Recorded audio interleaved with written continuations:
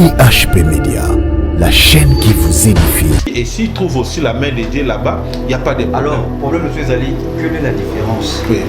La l'église corps de Christ, l'église des réveils, l'église catholique, cubaniste, au Boka, au Samelate. Premièrement, une question, est-ce que c'est par rapport à la pratique, donc le bagma et prier, tant que ce soit tout dans l'ignorance, sinon tu vas, ainsi de suite, tout va bouger, et tout. Voilà, je commence d'abord avec l'église catholique. Oui. Frère Brice, Dieu m'a fait la grâce de connaître l'histoire de l'évangile dans ce pays. Ok. Il y avait un moment dans ce pays, l'église des réveils, non, Batoamaboma. Tosalaka losambo ya batu ya ma boma. Abia aucune église à Batoamaboma wana. Eh papa, c'était il y avait d'autres frères après aucune église à Batoamaboma wana mais habité na obeta tour a kompe na chwa pa koti a salipe losambo à Batoamaboma.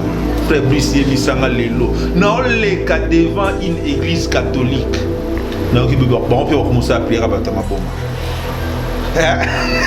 On va commencer la prière à Batoamaboma. Au nom de Jésus, au nom de Jésus. Il y a une place na kei, na zonga kuna, tonatika la place na Batoamaboma. Lelo l'église catholique frère Brice, prière à Batoamaboma et salamité. Te yebisanga, basala motote. Comme il a prié à Batoamaboma, va comprendre que Tata Wabiso Zali Olikolo, Marie Alosako, des mots banganiti. A Robert tapé Marie Alosako, des mots, tout ça. À mon a changé.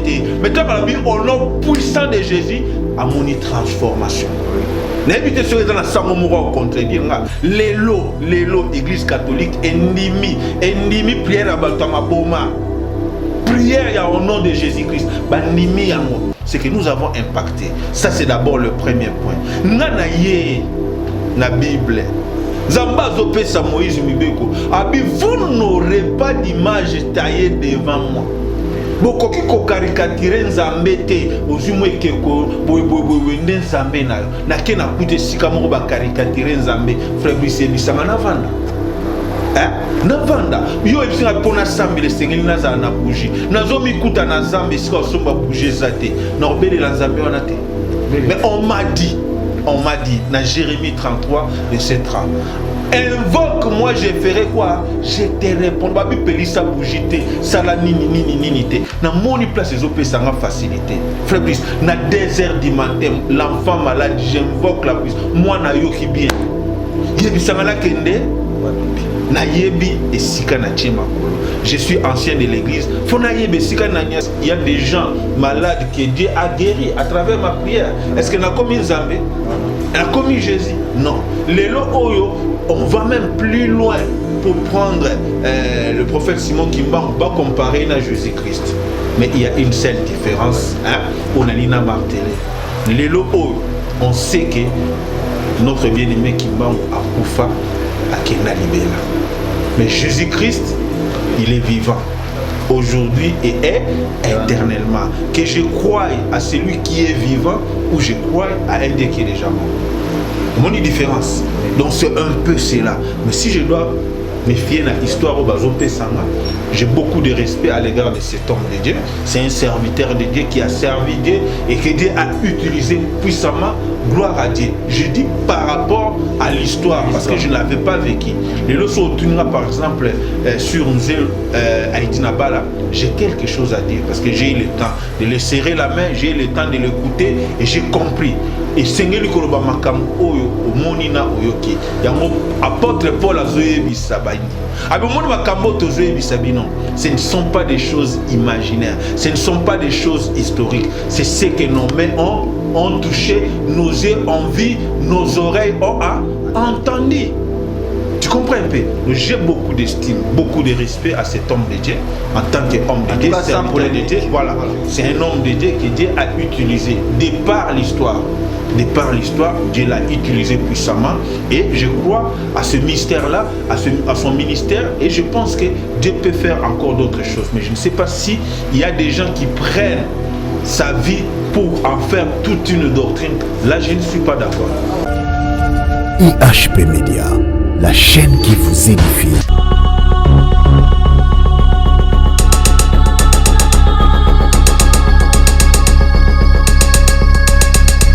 Shalom, peuple de Dieu, et Boye Malam Nakati émission Abisso, Parlement Céleste, et Parlement Céleste, les alliés Sika Oyo, Kolo, Amisana, Kota Abisso, et Nalobara toujours, moyen Moko, et puis ça met l'Abisso pour connaître les choses spirituelles. C'est Jérémie 33.3, la Bible dit, invoque-moi, je te répondrai, puis n'a pas ça aux alliés profonds et cachés, et voilà pourquoi, Namisana Kola Soki Moutou, pour remercier, Namonga Oyo, tout à Kota Tolabolamou, c'est le Seigneur Jésus-Christ. À renouveler les sous bonté du Polo et à Vinabiso. David Alobi, remet un jour dans ta présence qui est 1000 ans hier. Et lui, le Dieu de la miséricorde et compatissant. Il ne nous traite pas selon nos péchés et il ne nous punit pas selon nos iniquités. Kola Pambolayo, nous toujours la démission Oyo. Et laisse-moi dire que Oignon soyez pas papa, Azomara l'honnêteté et le là où 2 ou 3 sont réunis en son nom, il est là au milieu d'eux. Et Tondi Manke, Kolo Yesu, Azanabiso sur ce plateau, Nakatanda Kumurotalabiso, peu importe, Azalina Moussala, Azana et il est aussi le rémunérateur de celui qui le cherche. Voilà, sur ce plateau, je ne suis pas seul, je suis avec l'homme de Dieu, l'ancien Médard. Nous en avons encore sur ce plateau et la communauté Bisso. Dans votre foi, il faut ajouter la connaissance. Tout qui première partie, tout l'année qui on a beaucoup de tout est papa américain qui un peu pour le la Bisso. En tout cas, sur ma qui Bisso, ma casse, na sagesse, peu intelligence au colo à Pesakaye, tout bénéficiaire qui n'a mot. Merci d'avoir commentaire na bino pour féliciter l'homme de Dieu et c'est ça aussi l'amour et qu'on y pour se soutenir, vraiment mon seul ensemble zalaka. Malam Mingi, tous allez sur ce plateau, apportez pour la lobby. Dans votre foi, il faut ajouter la connaissance. La connaissance, aux amours awa, parce que la parole de Dieu sur la vie. Nulle part, la Bible n'a pas commis, la foi vient de ce qu'on voit.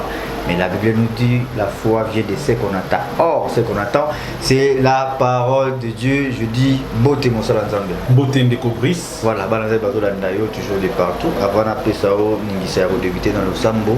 Et on peut sinon balancer les bambotes au bord d'Andayo. Et Kobo Sanate, les gens à bateau. C'est là qui, la première partie, tout ça là qui merci Ndeko Brice, merci na bandeko nyonso o bavili bakulu ya kolanda biso na EHP Media Nzambalola akwa kopambola bino.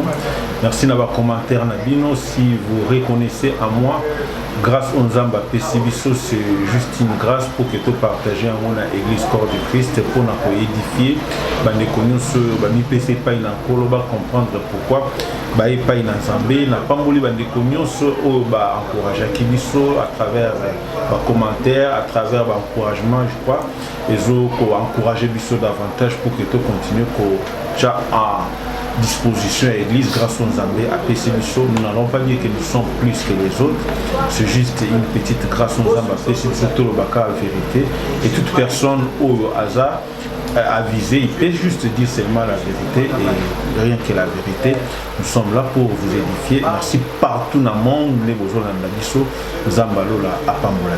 Voilà, merci beaucoup. Restez toujours scotché branché sur cette chaîne et Bisso Bao to s'abonner, Meka pour s'abonner sur EHP Media pour la continuité avec l'émission. Yabasa Lanzambe. Là, j'en profite aussi, n'a pas sa merci, n'a pas serviteur de Dieu Nyonso et puis servant de Dieu, maman, papa, de partout. Bon, mais ça dit toujours pour soutenir l'œuvre de Dieu en tout cas. Nzambe Apambola yo car ma première lobby, c'est l'œuvre de l'éternel ton Dieu qui te bénira. Et grand merci derrière la caméra, messieurs, votre Kateni, ainsi que Blaise, vous merci beaucoup. Charlie Kama Image Pro, Kolo Apambola Bisso et l'homme de Dieu Boni Santé, ça va? C'est tout ça malade, qui me macasse. Voilà, ils ont la question où est Malelo. Oui. Vraiment, en tout cas, pour répondre par la grâce de Dieu.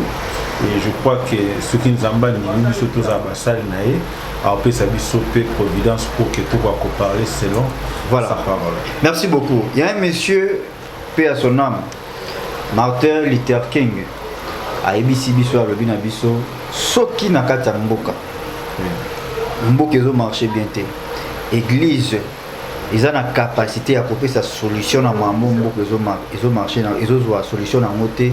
Cette église n'a pas la raison d'être. Alors, question à M. Zali, quel est l'apport oyo église corps du Christ précisément église de réveil oyo important pour le développement ya mboka et tozui kaka baton ya ba tolongoli ba papa Simon Kimbangu et tolongoli aussi bepoko ya Mobutu tolongoli yango tozui temps nyonso ebandi ya Kabila totie église catholique te parce que moi ba marche salama le nyonso bato baola nyonso ba ebi alors l'église corps de Christ est précisément église du réveil que le l'apport oyo église emema apport ya développement na développement ya mboka apport une église oyo et si emema na mboka voilà. Merci beaucoup Ndeko Brice pour na motuna oyo otuningai. Et pour bien répondre à cela, tu sais objectif ni l'église existe là. Très bien. Nous devons comprendre apport il y a église na kat na mboka na biso. Et si nous pouvons répondre d'une manière arrachée, nous allons dire qu'aujourd'hui l'église est en train de recréer des foyers. L'église est en train de réorganiser des familles où ils ont bateau bazaki ba kuluna. Frère Brice naebi bateau na mboka o. Mouyibi confirmé, Koulouna, tout ça. Mais l'élo, à travers l'église, à travers l'œuvre Otosali, Ndeko Oyo, a Bongol Motema, a comme utile dans la société, a comme peut servir Mboka, Mboka Pezo Kindelibo, Solia Daka, Mouyibi, tout ça. Bandumbe Bele, l'élo Bazoumbe Lanzambe, Bazosale Lanzambe, Monique changement de mère, c'est ce qui commence le développement. Moutazaki na position Songolo, mais Zamba Bengue peut changer position. L'élo, il y avait des gens liés par des esprits impurs. Alors c'est là qui nous ondimate, ondimate. Éducation, ils ont vraiment détruite à partir déjà banda pour tout ça, mais au moins à partir de 22 ans, 23 ans, à pas une ensemble, à 25 ans, à comme une autre personne. C'est ce que dit la Bible. Quand nous allons venir auprès de lui, il est capable de faire des nouvelles créatures. Ça c'est sur le plan pratique au Moussala, église et Bendami pour notre Sala Nayangom. Mais sur le plan impact, peut-être que tu pensais sur le plan politique, sur le plan social et consort. Voilà. Et l'église est en train de jouer un rôle très important. Si nous avons la paix dans ce pays de Brice, c'est parce que l'église prie. Vous allez vous rappeler dans ces pays, il s'est passé dans le monde alternance pacifique. Il y a beaucoup de gens qui ont minduki, beaucoup de gens qui ont la diplomatie. Vous ne l'aurez pas. Il y avait des gens qui pensaient que 2019, ça sera l'hécatombe. Il y a Joseph Kabila fit un militaire. Nani wako sala soda atika bokonzi na kimia, jeune qu'il était. Diable pouvait l'emporter, pouvait l'amener. On allait compter beaucoup de sang. Vous allez vous rappeler en 2006. Il y a eu le sang qui avait coulé dans Mboka O, le 21, le 22, le 23 mars. Il y a eu le sang. Et comment se fait-il les mêmes acteurs qui ont fait couler le sang en 2006, en 2019, dans Ndenga Kimia? Toujours alternance pacifique, Mukonda Sikakoti, Oyakalabimi, Mandouke l'élité. Ce n'est qu'à travers la prière de Brice. Nous ne devons pas penser que l'église ne fait rien. Non, il y a des gens qui se sont mis à terre. Zambé makile sopana na côté. Nous avons connu la Covid, bien-aimé Brice, dans ce pays. Nous avons prié Dieu. Il y avait des gens qui kobima pour que libotelia. Mais pendant la période de Covid, vous allez trouver qu'il y avait des familles qui avaient 10 enfants. Moussale koufi makambo koufi mais babimi na Covid bana santé malam. Ici kabade ko zamba zobatela. Il y a eu des gens au Bakoufi à travers le monde, beaucoup à Covid. Mais dans Kati Namboka Nabiso, on n'a pas compté assez de morts. On n'a pas de matériel plus que les États-Unis. On n'a pas de matériel plus que la France. Mais les lots, Zamba Zobate là. Donc la prière pour dire que l'Église est en train de jouer un rôle. Son rôle, c'est ce rôle-là de protéger la nation, de prier pour qu'il y ait la paix, de prier pour qu'il y ait la bonne santé, prier pour empêcher la main satanique et agir dans Mboka. Voilà un peu l'impact aux églises à accompagner dans Mboka. N'attendez pas l'église Tongelo Bapon, n'attendez pas l'église Tongelo Banzela, non, c'est pas notre rôle. Ce n'est pas le rôle de l'église, mais l'église est là pour apporter du spirituel. Église de réveil.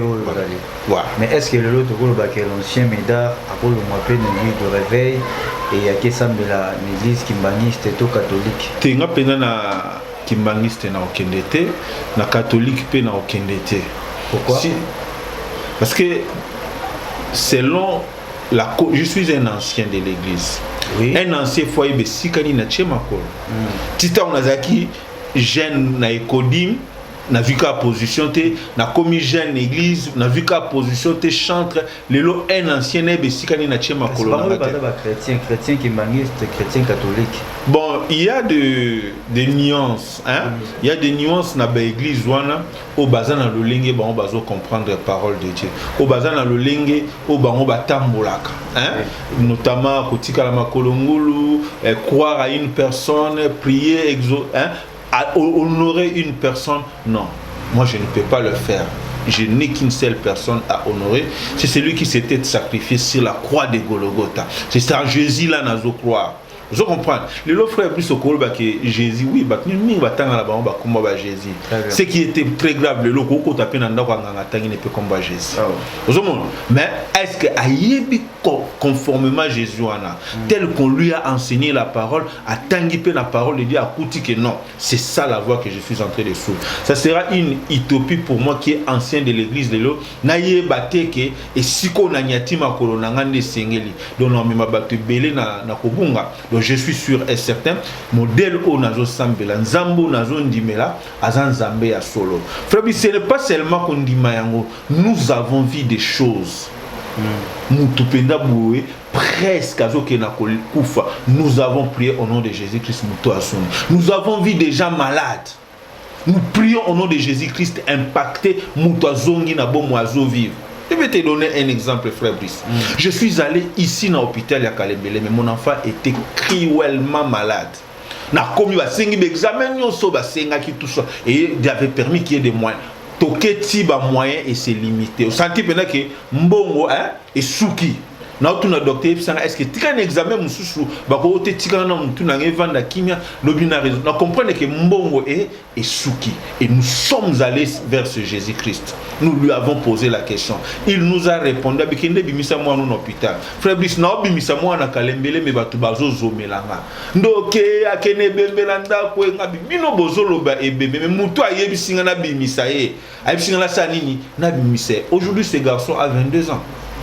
Vous comprenez? Donc nous croyons en Dieu Otoyebi et nous avons cheminé avec Dieu et nous avons l'expérience à Makambo Asali. Biso toté les Maliboso Batobandoter. Qu'est-ce qu'on était? Finzamba Zosala Bisongolu, Tozala Peto Monana Miso Batu. Frère Brice, il y avait des choses au tam suscito bunga à Torovana no boete. Mais à cause de ces Jésus, nous avons vu comment est-ce qu'Azo Zomutuna Putulu a tombolé, Azo Pesa Batuba Valère.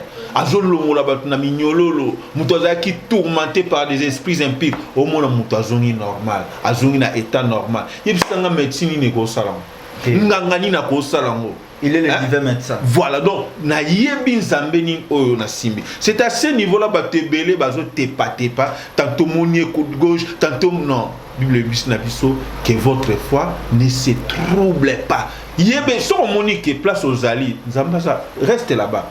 Mais si tu trouves que non, ce n'est pas vraiment là-bas qui a Dieu.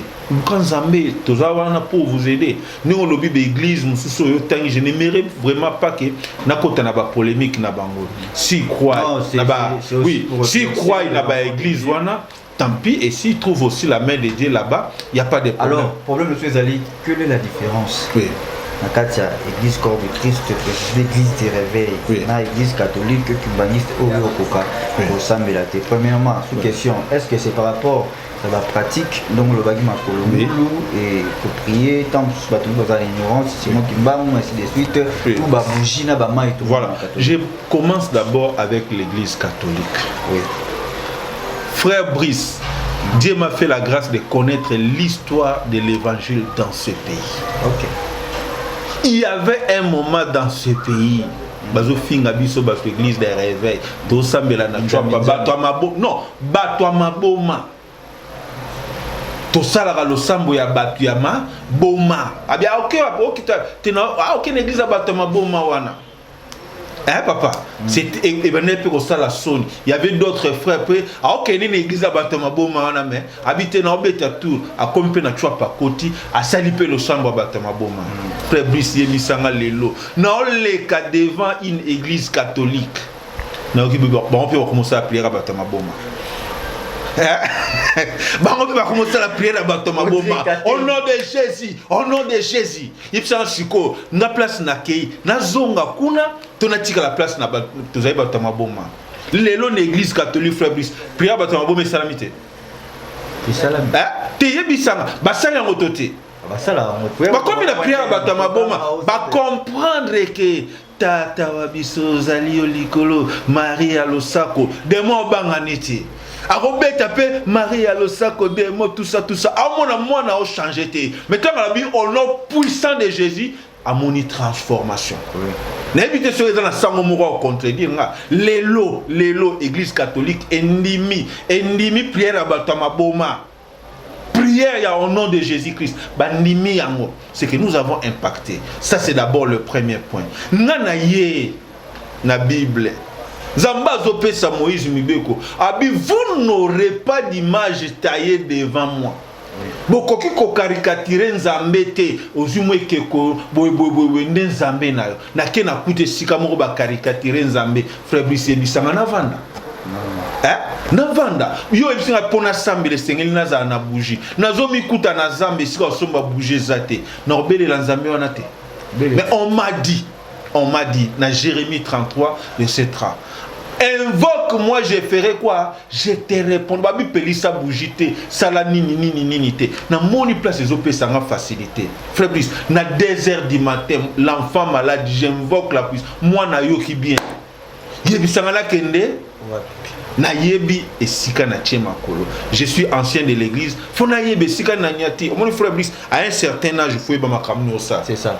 C'est pas que tata moro boso comme 40 ans 30 ans au sara ba makamwa bana mikini na mona ba mama mususu asa kokisi 50 ans mais atiki libumu polé libumu ese boti 6 enfants alors que la moi tant qu'elle était ba tapina mais âge maman pour ça makambo. Et nous aussi en tant que des anciens tokoki ko tepaté na liloba na Nzambe photo yeba na nyotondimeli. Je suis en train de marteler à ceux qui nous suivent en ce moment. Si vous n'avez pas encore eu l'occasion de croire en Jésus-Christ, le véritable Dieu, c'est ça l'occasion, bien-aimé. Venez en Jésus-Christ, il y a la vie. Amen. Voilà, merci beaucoup alors, Bandegwa Kimbangiste. Bon, Kimbangiste, vraiment, je dois être sincère. Hein, frère Brice, je dois être sincère. Banda Babotanga, Nazwa Penda Tayako. Se familiariser na bangote hein nazo penate ya ko se familiariser na bangote na yebi doctrine na bangote hein na yebi tout ça mais je m'étonne seulement que baza batumoko faut ko sambela makolo ngulu et puis tant on a vendre kana oka parole na bango nulle part na on a ba recourir na parole de Dieu buisson ardent na mona ba recourir na parole de Dieu landa ba prédication na bango tant papa si moi lembi asengi mai tant papa si moi kati si mai mbise bimi et tout ça skonga olito ese kata mangenga na bikaka lokola mpongo fonalia skonaya na vandi place mo ba betela na baonga masolo ba yebsangai tango apemi tango na vanda na ka biloko bongo papa Brice non et au distraire matoi nanga j'ai besoin de la parole de Dieu. Vous comprenez? Baby sanga liloba kimbangute, baby sanga liloba maomete, baby sanga parole de Dieu. Na okola na parole de Dieu, na vous allez édifier na parole de Dieu. Mais tellement que doctrine na bango est basée sur une personne. Toute église bien-aimée, na zo ramasser, na bi toute église ils ont basé sur le message d'un prophète. Moi je dis que non, on va mais comme l'église de Jésus-Christ de frère Brice Tika. Kolana no ko komate. Ngapena ko loba nanga na ko koma nanga mais na senanga hein. Na bisa ko izaki na première émission to loba ka. Et dans na basel la Nzambe belé mèche na bango et kita na on a kive de rente. Ba okoma na bango pour que le londe ba komo koma. Mais est-ce que au frère Brice le londe ba komo koma. Zonga na 77. Ezala quitté. Ba comprendre que si tu aucun passage obligé te mukile comprendre est-ce que ce qu'on condamne pratique wana ya otambo makolongole comment qu'on dirait doctrine. Bon ça c'est eux hein ça c'est eux. Non bibliquement aux chrétiens j'espère non c'est prophétique. Batu bazo zoa parole prophétique bazo ke na on a application. Il y aura un moment frère Brice Robin Sanga n'a ko parler aussi les parce que na buisson dans lorsque Nzamba bengi Moïse pour kutana tout le monde a dit Moïse ben faire la sandale peut-être C'est autant abimisi Israël na Égypte. Fallait ça pays Israël, mais ballon là-bas ça pas. On comprend. Oh Moïse a joué bisa Pharaon. Toujours qu'il négocie pour adorer Zambé na l'eau. Vous comprenez? C'était prophétique. Oui. Vous ne pouvez pas vous présenter devant Dieu. Naba pratique, naba non. Il faut ôter. Aïe ça qui Moïse, l'ongola papa. Botam bakutene na Paul. Tant bakutene na Paul. Pourquoi il sait que Moïse a l'ongola ma papa? Vous comprenez? Dieu est un Dieu de multidimensions. Modèle à Robin et la brise, c'est un modèle à Robin et la maté. Très bien. Modèle à se servir dans des cossons, ils ont un modèle à ça. Il y a un scandale. Babengi Eli, moi na Koufi, moi il y a cette femme de distinction à Koufi. Et la Bobi Malanda a maté moi na bouche contre bouche. Né contre né, mis contre né, abandonné au salut la prière. Frère Brisquet, ça la prière, le tata Morofi na il y a 19 ans. Il y a bisanga. Quand on dit c'est l'élite, obité il y a ça la kiamu. Donc nous ne devons pas rester sur des manifestations Zamba, c'est manifester qui d'une manière ou d'une autre. Et on le monde va nous souhaiter, bah peut se battre ma foot, bah peut se mon voilà. Dieu peut agir. Nous te voyez, nous avons inspiré, il y a vraiment un monde à Melabika. Éthique à la doctrine. C'est ça. Mais il y a un autre donc te poser question. Et les lobes pratiquent à bon mot, tout le monde a montré trop dans l'église. Voilà. Deuxième des choses, les alliés. Tennis sacerdotal. Oui. L'Ancien Testament. Zambala rouge, j'ai même pour pasteur, tout prophète à ça la service. Voilà. Nako zonga moi mukene loko lobi aba pratique. Nazo ko emprunter makamo na lo beza ya ngate. Paix à son âme l'homme de Dieu le docteur Patrice Kumumba loba. Lelo oyo bote na famille. Tanto tambula na liloba na Nzambe. Okoki ko yiba band. Eza lokwa to tambula na mutu kwa. Okoki yiba banda bat. Mais le plus important, c'est la kunate nous scandale au salam. Vous comprenez nga? Attends aux autres dévier. Aucun ngambo bat koume la kunate zonga na bande na yo. C'est ce que je viens de dire. Le long zamba ko utilisons na pratique songolo. Le long zamba ko selo na lolenge pakala songolo. Hein? Mais c'est bien bon. Mais koume la kunate. Otikala na mafuta, otikala na mungwa, otikala te faut ko zonga. Vous comprenez frère Brice? Il faut ko zonga. Bon, ça c'est tout à fait autre chose, frère Brice. Na chemise on zamba koyoka. Ah oui. Quand on a la type na veste on zamba koyoka. Les lots, merci beaucoup. Les lots heureusement ba veste paiement. Ba veste paiement. Na ebité onction na ngo ezova na ba veste na bango soka ba bio veste o ba mani kuna na se. Mais ba oyiba ba samisa makamba veste. Ba catcher. Le roi Baroba Matana, on a mangwanda avec un mouchoir. Même effet. Donc comprenez que non, veste un mouchoir et cocanina. Papa, Dieu n'est pas dans le spectacle. Na expérience on a tambolina nzambe, nzamba agissera na silence. Aleki ne ta lekite atirika kabilem. Vous comprenez? Atirika kelem. Lelo obo, pourquoi peut biso peut te dire que non, Christ a tambola na main, tout que matana fleuve. Hein? Donc il y a des choses on zamba sala d'une manière pélékinango, mais ce qui est plus important, restons dans la parole. Restons dans la parole. Restons dans la parole. Je comprends les frères Brice, c'est ce qui est plus important. Bah pratique nous le bien l'église qui mangise il faut on a bango. Hein, ça c'est eux, les gens ndingi na bango, parce que na modèle na bango, ils savent leur doctrine, na ko se mixer na doctrine na bango tepo, na za appel na pour ça oyeba doctrine on a tepo o na yebi, ça me suffit déjà. Les autres qui n'ont bien sur la terre, nous avons besoin de et puis j'attends la vie éternelle. Est-ce que ma colongoule, Nzambala, et comme la vie éternelle? Pas du tout. Merci beaucoup. Alors, est-ce que les lots, ceux qui ont tenu pour placer l'ancien prophète, paix à son âme, Simon Kimbangu, na place Nini, Nini Babazolaraï, na selon Yondemo Tchakaï, pour placer place Nini? Voilà. Je dois être sincère, frère. C'est ça le défaut de Kino. C'est le lot que naïebi prophète Kimbangu nakosi. J'ai appris son histoire. Non. Nous avons appris son histoire. Et l'histoire au bazo relaté biso, il y a à boire et à manger. Vous comprenez? Il y a à boire et à manger. Bato bazo même la biso histoire. Est-ce que bazo la biso ya solo to ya lukuta? Point d'interrogation. Hein? Par rapport à l'histoire, on a bazo la biso et tout ça.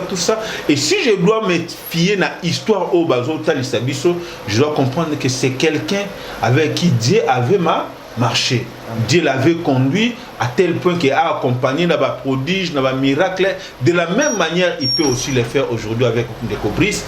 De la même manière, il peut le faire avec l'ancien Médard. Nitinga Lelo au frère Brice. Il y a des gens malades que Dieu a guéris à travers ma prière. Est-ce qu'il a commis Nzambé? Non. Il a commis Jésus? Non. Lelo Oyo, on va même plus loin pour prendre le prophète Simon Kimbangu, va comparer à Jésus-Christ. Mais il y a une seule différence, hein? On a l'ina martelé. Lelo Oyo, on sait que notre bien-aimé Kimbangu a Koufa, a Kenda Libela. Mais Jésus-Christ, il est vivant aujourd'hui et est éternellement. Que je croie à celui qui est vivant ou je crois à un Dieu qui est déjà mort. Comment une différence? Donc c'est un peu cela. Mais si je dois me fier à l'histoire au Bazopé Sanga, j'ai beaucoup de respect à l'égard de cet homme de Dieu. C'est un serviteur de Dieu qui a servi Dieu et que Dieu a utilisé puissamment. Gloire à Dieu. Je dis par rapport à l'histoire, parce que je ne l'avais pas vécu. Les leçons par exemple sur Musée Haïdi Nabala, j'ai quelque chose à dire parce que j'ai eu le temps de le serrer la main, j'ai eu le temps de l'écouter et j'ai compris. Et Sengeli Koloba Makambu Oyo, Monina Oyoki. Yango apôtre Paul Azoye Bisabaini. Abomoni Makambo Tozoye Bisabino. Ce ne sont pas des choses imaginaires. Ce ne sont pas des choses historiques. C'est ce que nos mains ont touché, nos yeux ont vu, nos oreilles ont entendu. Tu comprends un peu? J'ai beaucoup d'estime, beaucoup de respect à cet homme de Dieu. En tant qu'homme de Dieu, serviteur de Dieu. Voilà. C'est un homme de Dieu que Dieu a utilisé de par l'histoire. De par l'histoire, Dieu l'a utilisé puissamment et je crois à ce mystère-là, à son ministère et je pense que Dieu peut faire encore d'autres choses. Mais je ne sais pas si il y a des gens qui prennent sa vie pour en faire toute une doctrine. Là, je ne suis pas d'accord. Voilà, merci beaucoup. Alors, Naokende Kunate, Naotunayo Musée Haïdi Nabalate, mais tu quittes un peu la génération, il va pas Nabiso, Bakotino, Basoni Kafuta, Léopold Mutombo, Sud Bakiziami, Nakibila, et Olelo, Basalamwa, pour le Basixé, Bazaki, on a Kayamote, et Zalelo. Alors, tant que fan d'Aka, aujourd'hui, ça la banalise nayo et aux amolus manzambe kats nayo aïe ça connaît pour n'avoir. Est-ce que ça n'a pas qu'on a bango au yogo zoalelo aux considérer tout continuer que considérer le roi Moussa Lanzambe Yamboka. Et merci beaucoup Ndeko Brice par rapport à la question au yoki. Je dois te répondre d'une manière simple. Faible commencement des alaks. Et à un certain moment Moutoussoka Mati a Poussani, ma responsabilité commis, ma bénédiction côté souvent et puis ça a décadence. Je ne pense pas que Ndeko Yotanywana. Ndé bazaï ko gêné au début à ministère na bango, n'est pas le bazo gêné. Bazélé na poto, bazélé na États-Unis, ba engagement combien belé. Donc on a peut-être nous devons avouer que modèle au bazaï qui utilisé ni bandelina lelo. Moi, j'ai expérience, moi, pas taper commis, moi, possibilité, à dire que Fonata la ville, Brekamutu Kanangé, bébé, tout ça, bloqué belé, entreprise payée, malgré succès, entreprise payée, tout ça, et diminuer, moi, ma Kamwanzambe paye, et comme il a moins de temps, il remplace l'entreprise et tout ça. Mais je tiens à ce que Nzambe a continué au Sabango Ngolu. Et c'est ça les aléas, il y a élévation. Ce sont les aléas de l'élévation. Ngaponanga, il y a une leçon pour que ceux qui Nzambe passent à l'Ingangolu, n'a qu'un tili kolokuna, n'a aussi un Nzamba tikankane n'a de l'ancien méda. Voilà. N'a toujours n'attend. Il y a commis ça qui paye dans Zambé, n'a dérapé par rapport, il y a des élévations, il y a des blocs et belé, moi je me souper, il y a politique, il y a un camp belé qui soutenir le sport, et ça fait des distractions. L'air aux autres qui n'a pas comme vous préparer combat, tu mets des moyens, tu mets le temps. Tant pis à l'évangile, les autres diminuent. Voilà. Tant pis les autres diminuent. Voilà. tant il y a Nzambe pe, ils ont comme mouké, et de plus en plus on s'éloigne de Dieu. Et la Bible dit, si vous vous approchez de Dieu, il va vous approcher de vous. Si vous vous éloignez de lui, mouké mouké, abandako s'éloigner. Tant que comment le corps rattrapé, tant comme perdu, va vébélé le lot, ba oluka, ba zonga, nazo soana de kumunga, ba stade et tout ça, mais ça fait 10 ans, même na quartier sous campagne, ils étaient bon, to grâce, to onction. Romo ke, makambe poussani et l'élo, monsieur soupé comme à moi, sonico paraître dans le public par rapport, il y a habité tout le monde dans le terrain, et c'est ce qui a fait que. Mais je pense que ce sont des serviteurs de Dieu qui ont fait leur temps et Dieu ne pourra pas peut-être les abandonner éternellement.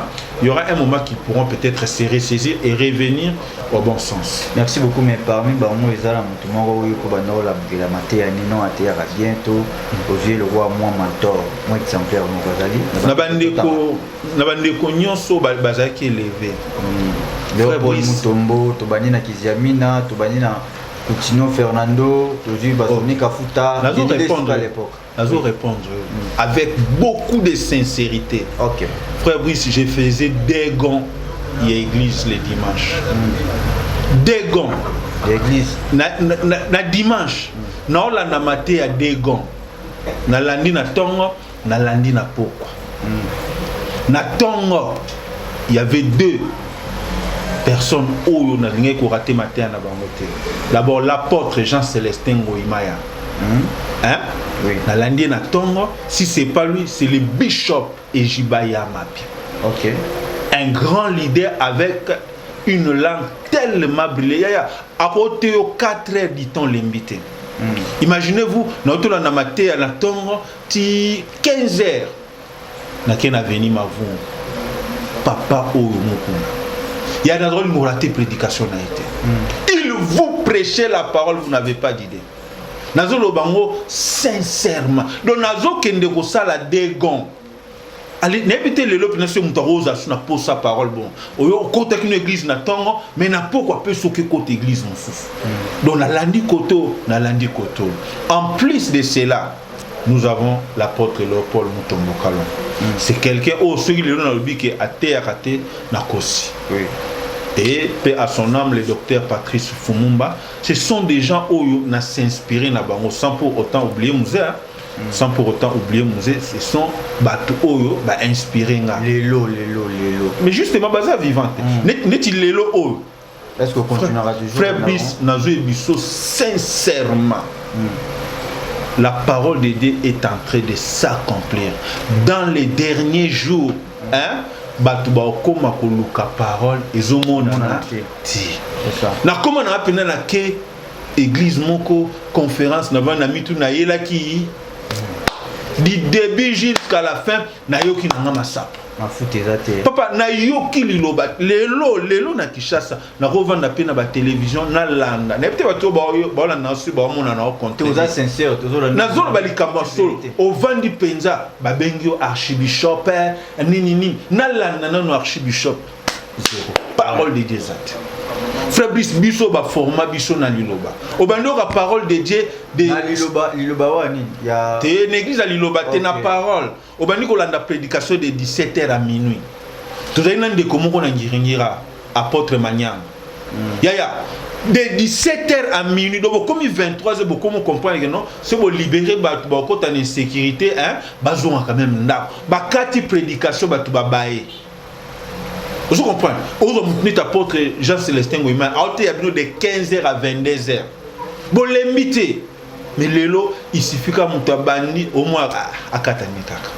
Vous comprenez? Donc, j'ai dit, on a habité la fréquentable église, nous avons sauté, tout le monde, mais l'élo, frère Brice, entre nous, soit dit, parole communicaire. Okay. Je vais vous illustrer une chose. Première fois dans la séminaire Namboka Oyo, j'ai parlé du mystère de 7 étoiles et de 7 chandeliers d'or. Na quelle conférence moko frère Brice? Ba des moutons nene, ba sala nzambe ba ruta ngola, ba ruta pointe noire, ya minene nyonso tuna kisasa baye. Ngapeli to ekatamange. Na yé premier jour na yoke lokote.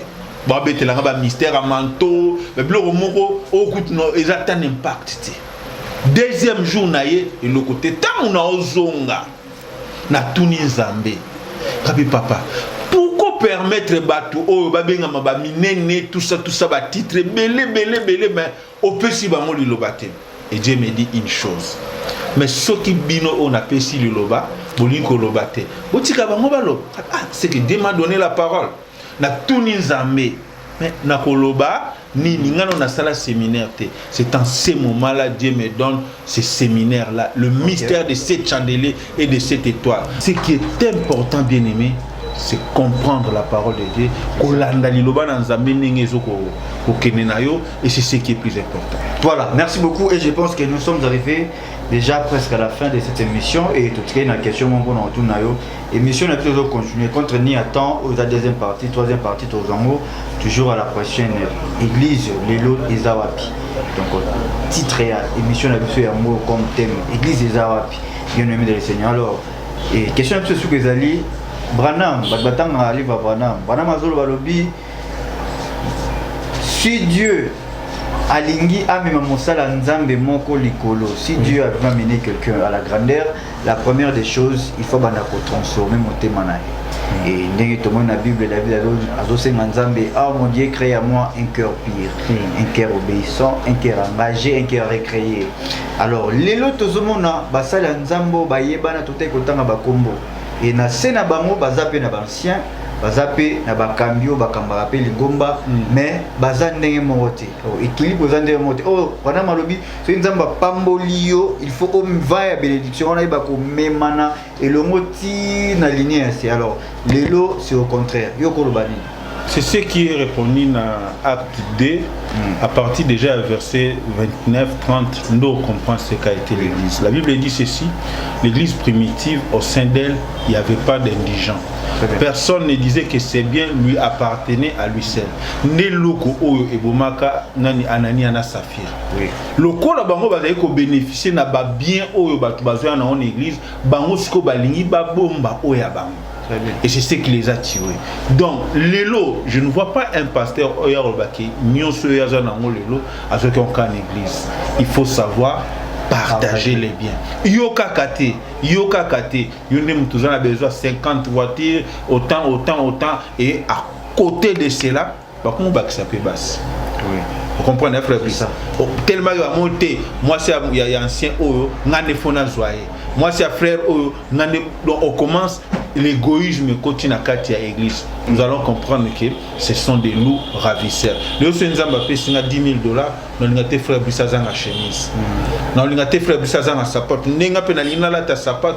Non, c'est pas frère Bissazan à sapat. Banana au Balia. C'est ça l'église. Parce que au niveau de l'église primitive, on disait que Bazalaki consta la fraction des pains ensemble.